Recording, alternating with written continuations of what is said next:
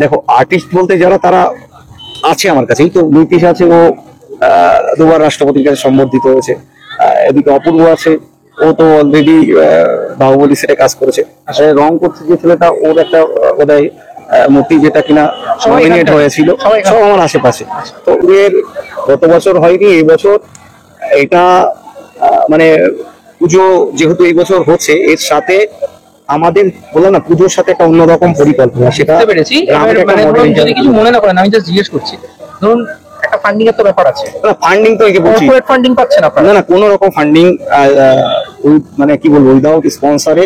আমি যেটা বলছি কর্পোরেট ফান্ডিং বলতে যেটা বোঝায়, এখন কর্পোরেট ফান্ডিংটা আমাদের এই মুহূর্তে এখন আসেন, তবে আসলে ভালো, স্বাগত। তাহলে ধরুন এই যে 65 লাখ একটা খরচ পুরো জলে গেল, পার্টিকুলার এই মানে ফাইবার গ্লাসের উপরই কাজগুলো করতে। এখন আমরা বড় বেশিরভাগই, ধরো আমরা যে তোমাদের বললাম যে 10-15টা যে কাজ রয়েছে, সেটা বেশিরভাগটাই সবই 40-50 ফিট, 70 ফিট, 75 ফিট এরকম। আজকে একটা ভিডিও নিয়ে চলে এসেছি বং স্টোরিজে। রিসেন্টলি এবছর কামালপুরে সব থেকে বড় দুর্গা প্রতিমা নিয়ে হইচই চলছে সোশ্যাল মিডিয়াতে, যে কামালপুরে এবছর পুজোটা ফাইনালি হচ্ছে। তো আমি গেছিলাম পুজোর কভারেজে এবং বিষয়টা দেখার জন্য চাক্ষুষ যে পুজোটা কোথায় হয়, কিরকম কি বৃত্তান্ত। তো সেটা নিয়ে একটা ভিডিও আমি অলরেডি আমার ট্রাভেল ব্লগ চ্যানেলে দিয়ে দিয়েছি, তাহলে সেটা দেখে নেবেন। সেটা কিভাবে, কোথা থেকে যেতে হবে, কত কি খরচ, কতটা সময় লাগছে, সবটা জানতে পারবেন ওই ভিডিও দেখে। এক্সপ্লোর উইথ সুমন চ্যানেলটির নাম। তো কথা হচ্ছে যে আমি এখানে আলাদা করে কি বলতে এলাম, যেটা আমার মনে হলো এই পুজোটাকে নিয়ে। দেখুন, কামালপুরে এই যে পুজোটা, এটা শুধুমাত্র একটা পুজো নয়, এটা একটা ব্যবসায়িক দিক রয়েছে। হ্যাঁ, একদম সোজা কথা, ব্যবসায়িক দিক রয়েছে। একটা শিল্পকলা যেটাকে সারা বছরের জন্য তুলে ধরার চেষ্টা রয়েছে। দুর্গা আর্ট ভিলেজ নামক একটা সংস্থান তৈরি করা হয়েছে, যারা বিভিন্ন জায়গায়, দেশে বিদেশে, এখনো পর্যন্ত দেশের মধ্যে বা পশ্চিমবঙ্গের মধ্যে বিশেষ করে 10-12টা জগদ্ধাত্রী ঠাকুর বানাচ্ছে চন্দননগরেরই, সব গ্লাস ফাইবারের। কালী পুজো হচ্ছে, কিছু সম্ভবত মধ্যমগ্রাম বা বারাসাতেরও আছে, অর্ডার পেয়ে গেছে এরা।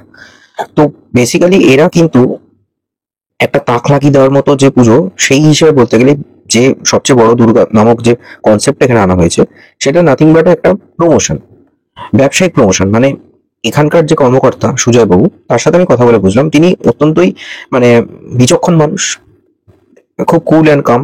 যেটুকু বুঝলাম তার কথাটা আপনারা শুনবেন, তাহলে বুঝতে পারবেন যে স্ট্র্যাটেজিক্যালি গত বছর তাদের কিছু ভুল হয়েছিল, যে তাদের যে স্ট্রাকচারটা বানানো হয়েছিল সেটা বাঁশের ছিল, এবং বাঁশের ওপর এই জিনিসটা লাগানোর কথা ছিল, গ্লাস ফাইবারটা। গ্লাস ফাইবারে লাগানোর ফলে যদি ইনকেস পড়ে যায়, কেন বৃষ্টি ছিল, মাঠ নরম ছিল, তাতে একটা বড় রকম ক্যাজুয়ালিটি হতে পারে। হয়তো জিনিসটা হালকা, কিন্তু সেটা যখন হুড়মুড়িয়ে পড়বে তাতে ক্যাজুয়ালিটি হতেই পারে। তাই পুলিশ প্রশাসন সেটার পারমিশন দেয়নি। এবার সেটা নিয়ে অনেকে রাজনৈতিক চাপানোতর করেছিল। এই বছর দেখলাম ওরা রীতিমতো একেবারে প্ল্যানিং করে পুরো ভিত গেঁথেছে। মানে মোটা ভিত, প্রায় কিছু না হলেও, যদি আমি খুব ভুল না হয়, প্রায় 1 কাঠা জায়গা, 1 কাঠা তো বটেই জায়গাতে তারা পুরো ভিত করেছে। এবং সেখানে ভিতের তলায় ধরুন পুরো মানে গ্লাস ফাইবারটাকে সেট করার জন্য যে লোহার অ্যাঙ্গেল গুলো থাকে, সেগুলোকে পুরো ভিতে বসিয়েছে। তারপর ওয়েল্ডিং করে করে করে করে প্রায় 100 ফুটের ওপর জিনিসটাকে দাঁড় করিয়েছে। এর ওপর জেসিবি দিয়ে ক্রেনের সাহায্যে যে গ্লাস ফাইবারটা বানানো হয়েছে সেটাকে লাগানো হচ্ছে। আমি বলে রাখি, প্রথমত বলে রাখি, যে এটা কিন্তু প্রতিমা নয়, ইটস আ শো।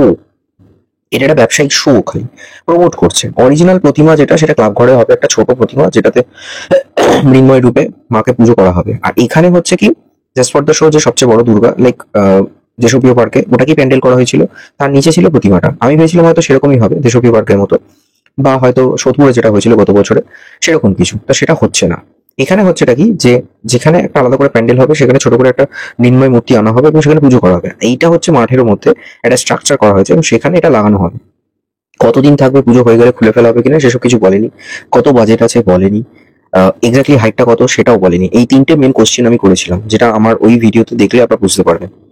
এক্স্যাক্টলি উনি কি কি বলেছেন সেটা কিছুটা আমি এখানে দিচ্ছি, তাহলে বুঝতে পারবেন যে ওনার মোটোটা হচ্ছে শিল্প সংস্থান, কর্মসংস্থান। এটা খুবই ভালো দিক। আমরা কিন্তু অলরেডি এখানে গত বছর বড় দুর্গা করতে পারিনি, কিন্তু একটা বড় দুর্গা আর্ট ভিলেজ বলে একটা সংস্থা করেছি।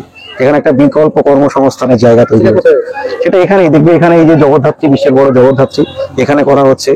বড় কালী, হ্যাঁ, তো এগুলোই রেডি হচ্ছে। কালী আছে, সমস্ত সবই ফাইবার গ্লাসের উপরে। এই বছর প্রায় সব মিলিয়ে জগদ্ধাত্রী অব্দি প্রায় 10 থেকে 15টা কাজ এখানে বড়। শুধু কামালপুরের স্ট্রাকচার নয়, আগামী দিনে সারা ওয়েস্ট বেঙ্গল জুড়ে এই কর্মগুলো আমাদের বিভিন্ন জায়গায় প্রদর্শন হবে। গ্রামের বহু মানুষজন যারা ধরুন আর্ট কলেজ, বা হয়তো কেউ রঙের কাজ করে, কেউ হয়তো গ্লাস ফাইবারের কাজ করে, কিছু পরিযায়ী শ্রমিক আছে যারা এগুলো ওয়েল্ডিং এর কাজ করছে, এই সবাইকে নিয়ে একটা কোঅর্ডিনেশন করে হিন্দু মুসলিম সব ধর্ম সমন্বয় মিলে খুব সুন্দর একটা কাজ হচ্ছে। বাট ওয়ান থিং, এটা কিন্তু শুধুমাত্র একটা কর্মসংস্থানের প্রচেষ্টা, এবং তার সাথে আমি যেটা বুঝলাম যে শিল্প সংস্থান হিসেবে যে দুর্গা আর্ট ভিলেজ নামক যে অর্গানাইজেশনটা তৈরি করেছে সেটাকে প্রমোট করার জন্য এই দুর্গা ঠাকুর বা এই গ্লাস ফাইবারটাকে তৈরি করা হয়েছে। আর একটা কথা হচ্ছে যে আমি দেখলাম ভেতরে যে ওয়ার্কশপটা আছে ওদের দুটো, গণেশ ঠাকুর বা ধরুন বাদ বাকি যে সমস্ত ঠাকুরগুলোর কাজ চলছে খুব সুন্দর করে বানিয়েছে পলিভিনাইল ক্লোরাইড আর তার সাথে কিছু জিনিসকে মাটির যে ছাঁচ হয় সেই ছাঁচটাকে তৈরি করে তার উপর এগুলোকে প্রলেপ দিয়ে শুকনো করা হয়, দেন সেখান থেকে গ্লাস ফাইবারটা তৈরি হয় যেটা খুব হালকা হয়, তার উপর রং করা হয়। এই হচ্ছে মেন মোদ্দা কথা। তো এটাই হলো কামালপুর সব থেকে বড় যে দুর্গা প্রতিমা তার ব্যাকগ্রাউন্ড, যেটা আমার মনে হলো সবাইকে একটু জানানো দরকার আছে যে এটা শুধুমাত্র একটা পুজো নয়।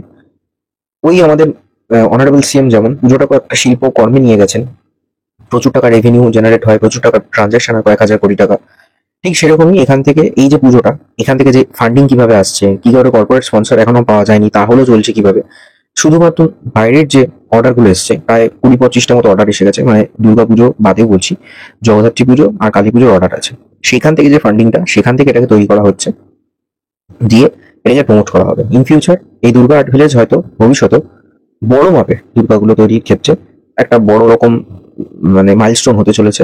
যারা হয়তো বাইরে মানে আমাদের আউট অফ ওয়েস্ট বেঙ্গল বা আউট অফ কান্ট্রিতে যেতে পারবে না জানি না, আউট অফ কান্ট্রির ক্ষেত্রে অনেক ছোট প্রতিমা যায়, এখানে দেখলাম লোকালি ধরুন চন্দননগর, চুচুড়া, বারাসাত এসব জায়গায় লরিতে করে এগুলো যাওয়া হবে এবং সেটিং করা হবে। এই হচ্ছে হিসেব। Stay tune on Bong stories. Video কেমন লাগলো অবশ্যই জানাবেন, দেখতে থাকুন চ্যানেলে বাকি ভিডিও।